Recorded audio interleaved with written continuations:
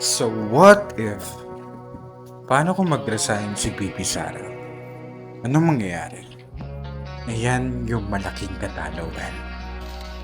Malaking tanong, what if sakali ngang magbitiw sa pwesto ito si Vice President Sara Duterte, matutuloy ba itong impeachment trial laban sa kanya? Malinaw po, under the Constitution, dalawa yung penalties o parusa po dito sa impeachment cases.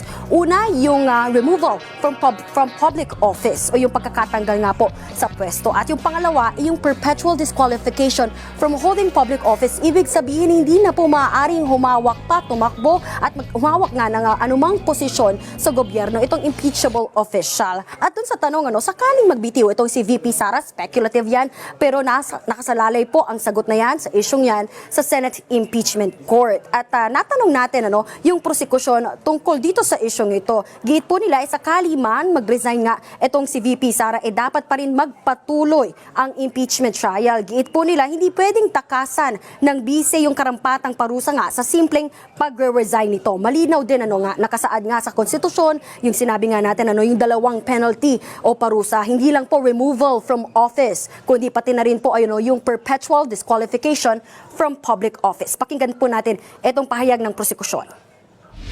Hindi pwedeng ibasura na lang natin lahat ng ebidensya.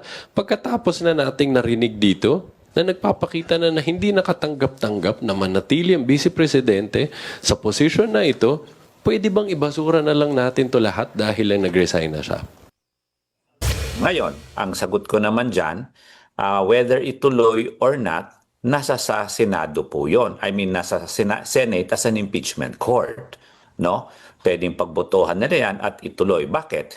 Kasi once nakakuha na ng jurisdiction ang Senate Impeachment Court, pwede na lang ituloy ito kahit wala na si Vice President Sara. Ang mawawala lang po kung siya ay mamatay. Kasi siyempre wala nang nasasakdal. Pero alam niyo ba kung nasaan si VP Sara ngayon? Nasaan nga ba siya?